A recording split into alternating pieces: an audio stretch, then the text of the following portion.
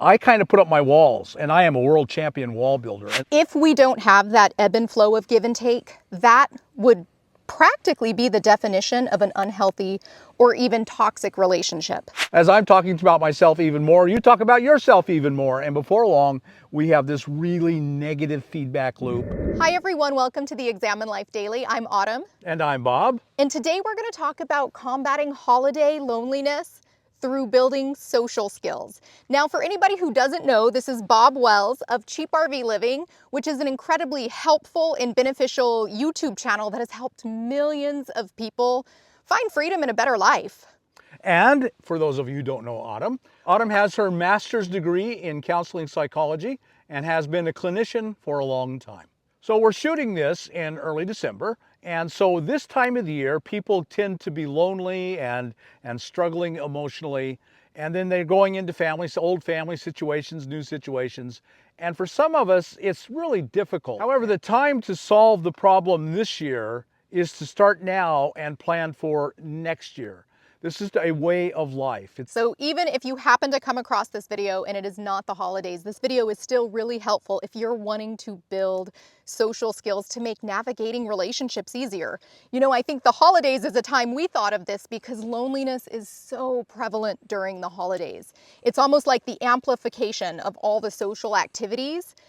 For those of us who maybe don't feel really secure or confident in our social skills, we may retreat, but then kind of ache with the loneliness of seeing so many gatherings. Or it might feel like torture to go to social gatherings if we're more introverted or inclined just to kind of hermit ourselves away. And that's why we thought that it might be helpful just to share some social skills that can help you navigate situations that are a little bit difficult. I kind of divide my life in half, my first 40 years and now the last 30 years.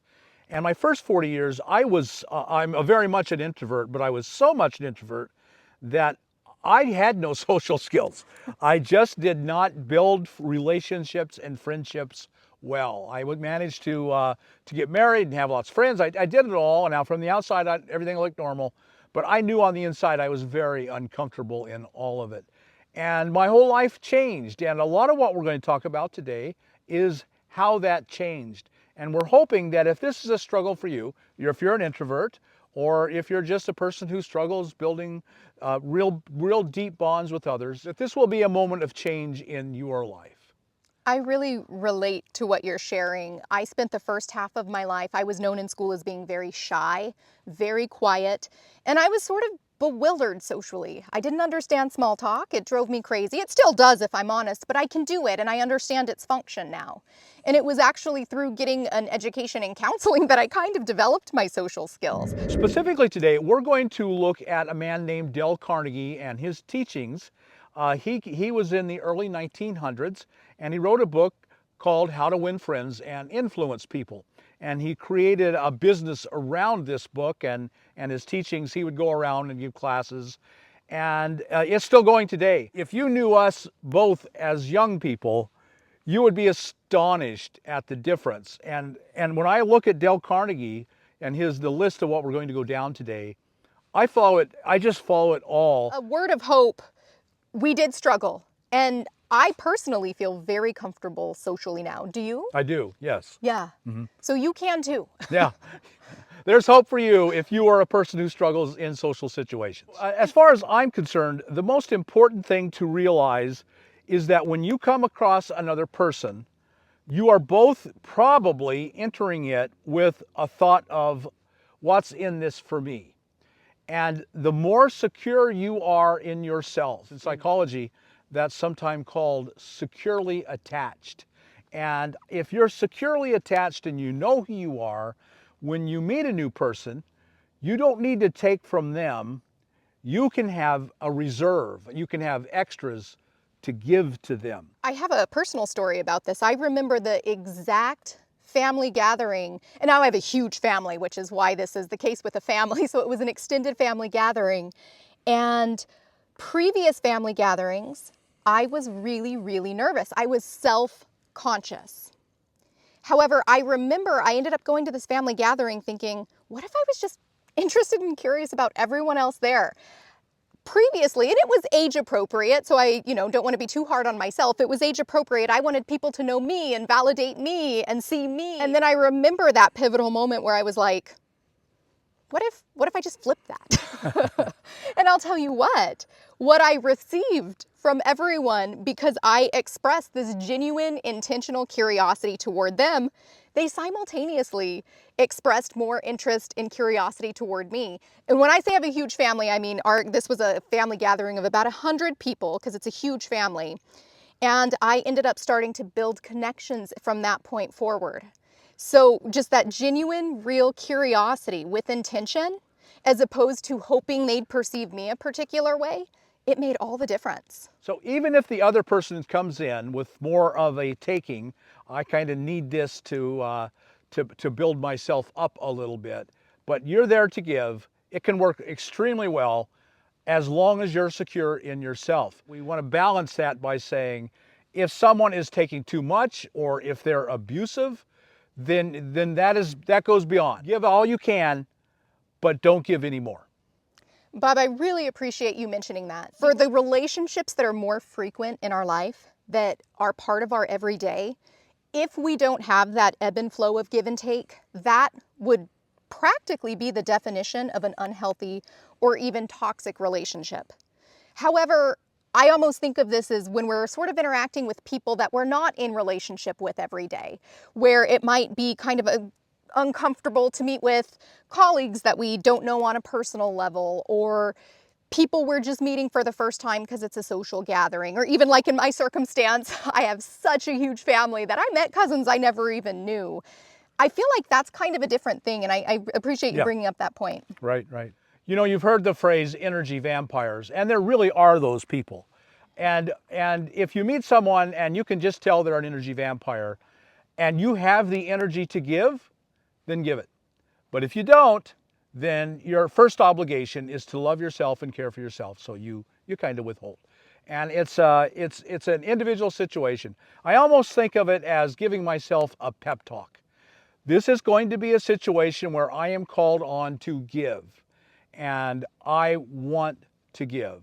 And so I go in with that attitude. I think about my counseling training, and literally in counseling, the exchange, because it is a transaction. The exchange is someone comes in for a service where they're receiving full attunement. Attunement is kind of the psychological jargon for what you're talking about, that you're saying you pep yourself up and you interact with somebody and you are really present to what's going on with them. Is that right? Yes, that's the goal. Yes, and they feel it, I bet. Yeah, well, yeah, almost always. And so they probably share more and more with you. Right, right, right. Yes. Yeah, I kind of think of it as a positive feedback loop. And that's a term that science uses an awful lot. Biologically, it's mainly, but it's in a lot of things. So if I'm interested and I'm curious, I am enthusiastic about meeting you and learning about you.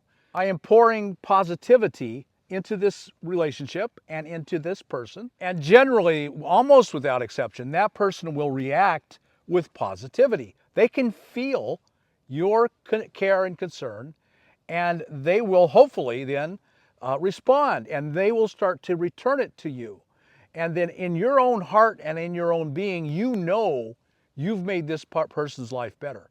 And that makes you feel better about yourself. And the more you feel better about yourself, the more positivity you can return. And then they're just getting overflowing, hopefully, with the love and compassion and the caring that you have for them. And so they feel better and better. And it becomes this positive feedback loop that it can be completely life-changing. Life-changing. You can make friends for life. It really does break things down to what is within your control. Because you can't control other people and how they respond to you, but you can show up with a degree of surrendering self. In the sense of like surrendering the ego, surrendering my need to get something from you. The second is to be genuinely curious about another person, that genuine curiosity, and then to just show up with genuine care. Those three things, they matter so much. We feel it, even if it isn't verbally communicated. And if you don't, if it's two people who are not secure in their own wholeness, their own completeness, and their own, that they are loved, and they come to take from each other, and they can feel, and how many times have I been in this relationship? I can't even tell you. They're there to take from me, and I don't have it to give. And so I kind of put up my walls, and I am a world champion wall builder. And so now we have a negative feedback loop going. And so they're there to take because they're not secure in themselves. And I'm here and I don't have enough to give. So I kind of pull back and pull up a wall. And now we're doing a negative feedback loop. Your taking makes me feel defensive. And so I talk about myself even more. And then you, as I'm talking about myself even more, you talk about yourself even more. And before long, we have this really negative feedback loop. And we go away not having contributed or not being better off in any way. And so it's a choice. Again, it has to come from a place of security and knowledge and love in your own heart. If you can find that, then your social relationships will change 100%. That negative feedback loop reminds me of competition and like a status hierarchy. And we spend so much of our social energy engaged in that. It's why high school is so stressful. Oh, yeah. It really, truly is, because we are constantly looking to each other to try to basically get ourselves up on a status hierarchy. It's very primal. It's very part of our mammalian and even reptilian nature. And I think what's so beautiful about what you're describing, Bob, is we can choose not to participate in almost a competition that we don't even quite consciously know is going on. So I think this foundation that we've laid is really the key, but Dale Carnegie gives very specific examples. And so we'll just really quickly cover those, and then you can take those and use them on this little foundation we've tried to build on how to have a really good social life. His first one is be curious. Meet the person with the intent that you are interested in them and you are curious about them and not judgmental. That's a quote from Ralph Waldo Emerson. Be curious, not judgmental. Cut off the judgment in this relationship. There may be a time you build a bond, and there may be a time when you can build that kind of relationship where you can speak into their life with some negativity and them to you. That's a wonderful thing. But today, this first few times, it's curious. I want to know about you. Tell me your story. Everybody wants to tell their story. Another social skills tip is to use people's name. There is something so powerful about just stating someone's name that kind of captures their attention. This is what we learn in a counseling skill set as we're building rapport, because rapport in the strong relationship with a client is what's going to make a counseling session successful. So smiling, being warm, but then at the same time mirroring their facial expression. So if they're expressing concern, you mirror their concern. And so it's this subtle way to say, I'm acknowledging your presence, I'm acknowledging your existence. And that just feels good. People want to see themselves clearly. So when somebody comes in with genuine curiosity and care, that helps them to see themselves more clearly. And it creates that positive feedback loop that you were talking about. Yes. One of the things I try to do is I look for an opportunity to create a small opportunity for service. So when I go through the checkout counter, I worked in the grocery business all my life. And so I know what it's like to be up there at the checkout counter and just busy and all these people. And it's just, it can be kind of a drudgery. And so when I go up, I watch the person for a while. I try to find something nice to say, and I'll say something nice. I say, boy, you're fast. I really appreciate how fast you are. You've really moved this line. Or boy, it seems like it's really busy today. I hope you're having a good day, or something. And I will try to look them in the eye, because, you know, when you're seeing hundreds, maybe thousands of people a day, that it's becomes so impersonal. Just another creature that's in front of you. And so I try to look them in the eye and I try to smile. Just a moment of service, of contact between me and them. When I open a door, I'm always looking for an opportunity to hold the door for somebody. And a lot of times I don't get anything back. But I know I have done something good to make this person's life better, or to make them feel better about themselves. Just a small act of service whenever and wherever I can. I just imagine you're so much happier that way. It is, and I get this feedback loop going. Yes. And because of my channel, which I devote to making other people's lives better, when I meet them, it's amazing how much gratitude I run into. They all are telling me how much I've done for them. And so it is my life has become a positive feedback loop. Really, really, truly. I'm going to tell you, I've had the same experience in traffic, and I wish I reminded myself of this more, but I used to live in the Washington, D.C. metro, and it is horrible to drive there. And sometimes I'd get aggressive and need to cut in and, just be angry the whole way as I'm driving. And one day I just thought, that is so stressful. And I just thought, what if I let every single person who needs in? What if I don't try to cut anybody? What if I'm waving at everybody?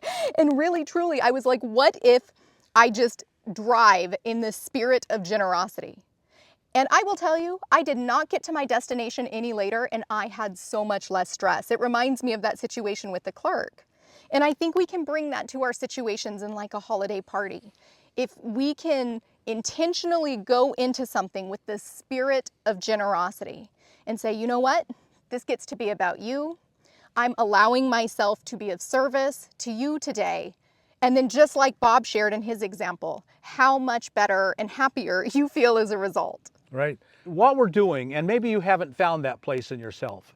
And so you think, well, I don't have that to give. I just am not, I can't stand when people talk constantly. And boy, that's me. There are people I don't want to be around because they talk constantly, and I know it's just going to be, an endurance contest. I avoid them. So here's something I want to suggest pretty strongly. Act as if. Act as if I am secure.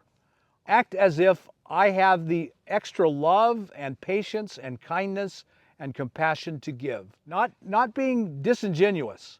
And it's not easy, and it's certainly not overnight.